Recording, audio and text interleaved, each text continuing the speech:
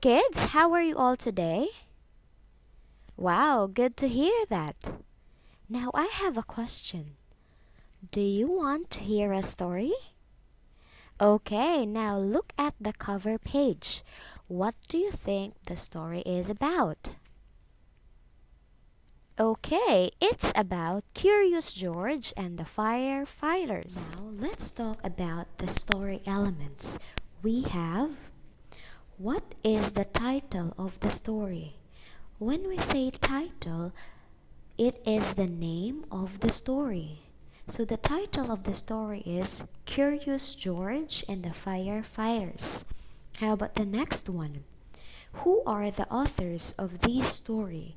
When we say author, they are the ones who write the story. So, the author of the story are Margaret and H.A. Race. And the last one is, who is the illustrator? When we say illustrator, they are the ones who draw the story. So we have Anna Grosnickle Hines. When you listen to the story, look out for the following elements. We have, who are they? Yes, characters, the people, animals, or creatures in the story. And we have, where? Yes, the setting, where and when the story takes place. And then we have, what happens? It's the problem, a challenge, or conflict that the main character faces. And we have, how did the story end? Solution, how the problem gets solved. Now, let's enjoy the story.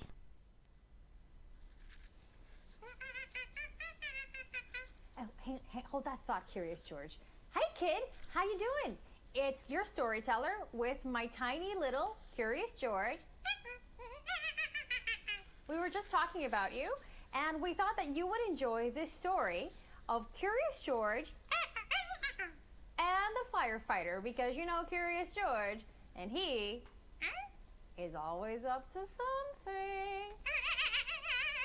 All right, let us begin today's tale. This is George. He was a good little monkey and always very curious. Today, George and his friend, the man with the yellow hat, joined Mrs. Gray and her class on their field trip to the fire station. Ooh, that's fun. Where is George and his friend going? Yes, they will join Mrs. Gray and her class on their field trip to the station. Let's see what will happen next. The fire chief was waiting for them right next to the big red fire truck. "Welcome," he said, and he led everyone upstairs to begin their tour. There was a kitchen with a big table, and there were snacks for everyone. The fire chief told them all about being a firefighter. George, he tried hard to pay attention, but there were so many things for a little monkey to explore, like that shut. All right, what was there on the fire station? Yes, there were kitchen with a big table, and there were snacks for everyone. And do you think George paid attention with the fire chief? No, he did not. Let's see what will happen next. Tiny silver pole in the corner. Where did that pole go? George was curious, hence his name. Why, it went back downstairs. There was a great big fire truck. There was a map of the city, and there was a whole wall full of coats and hats and big black boots. So George had an idea. First, he stepped into a pair of boots. Next, he picked out a helmet. And finally, George put on a jacket. He was a firefighter. Suddenly,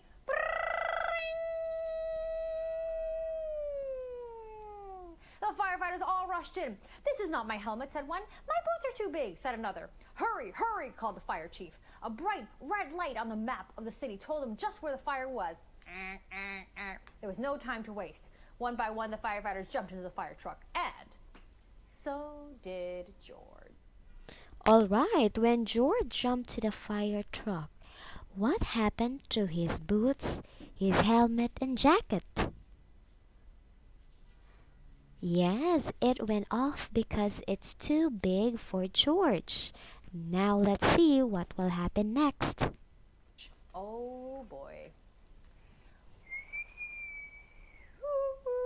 The fire truck with all the firefighters sped out of the firehouse, and so did George. The siren screamed and the lights flashed. The truck turned right. It turned left. Woo, woo, woo, went the whistle, and George held on tight. Oh, wait a minute. What do I see over here? Oh, see, I think that the man with the yellow hat, see up here in the corner, I think he knows that George is on board, and he's yelling, but they can't hear him above the sirens. And just like that, the fire truck and all the firefighters pulled up to a pizza parlor on Main Street. Smoke was coming out of a window in the back. Woo! And the crowd was gathering in the street. "Thank goodness you're here!" cried the cook.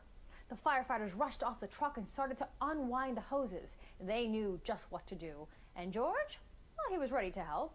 He had climbed up on the hose reel. One of the firefighters saw George trying to help, and he took George by the arm and led him out of the way.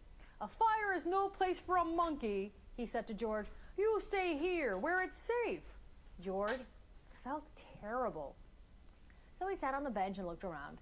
And next to him on the ground happened to be a bucket full of balls. George reached in and took one out. It fit in his hand just right, like the apple he'd had for a snack. I wonder what he's gonna do. You know, something's gonna happen. A little girl was watching George, that one right there. He tried to give her the ball, but she was too frightened.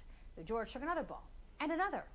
"Look," a boy said, "that monkey's juggling." The boy took the ball from the cage and tossed it to George, but it went too high. So George climbed up on the fire truck to get it. Uh-oh, he's back on the fire truck again. Now George had 4 balls to juggle. He threw the balls higher and higher. He juggled with his hands. He juggled with his feet. He could do all kinds of tricks. Oh, that monkey. Of course he could juggle with his feet. What can Curious George not do is the question. The boy threw another ball to George. He threw a ball back to the boy. The little girl reached down and picked up a ball too. Soon, all the children were throwing and catching back and forth. The fire chief came over to tell everyone that the fire was out. Just then, the little girl laughed and said, "Look, Mommy, a fire monkey." "Hey," called the fire chief, "what are you doing up there?" "Oh, what a wonderful idea," the little girl's mother said to the fire chief. "Bringing this brave little monkey to help children when they're frightened." Oh, the fire chief said, well, thank you." Before long, the fire truck was back at the firehouse where a familiar voice called, "George!" It was the man with the yellow hat. "That little monkey's had quite an adventure," said one of the firefighters. "Is everyone all right?" asked Mrs. Gray, that's the teacher. "Yes, it was just a small fire," said the fire chief, "and George was a big help." Now the field trip was coming to an end, but there was one more treat in store. All the children got to take a ride around the neighborhood on the shiny red fire truck. Woo! And they each got their very own fire helmet. Oh my gosh, that's way too cool. That never happened to me. Even George got his own little fire helmet, monkey size. Just the right size for a brave little monkey. All right, then what was their biggest treat? Yes, all the children got to take a ride around the neighborhood with their fire helmet with a monkey size. Wow, that's great. Monkey. That's right. You feel pretty victorious about helping, didn't you, at that fire, little Curious George? All right, kid. Well, that was the adventure of Curious George and his fire truck buddies. Hope you enjoyed the story. And I hope that you, like Curious George here, are always helpful. When things are stressful and other kids are in need, you can always be the little monkey that helps everybody stay safe and happy and calm. Right? Right, George? That's right. See you next time on Kid Time Story Time. All right. Did you enjoy the story? Wow, good to hear that. Now think about the setting of the story. Can you draw it?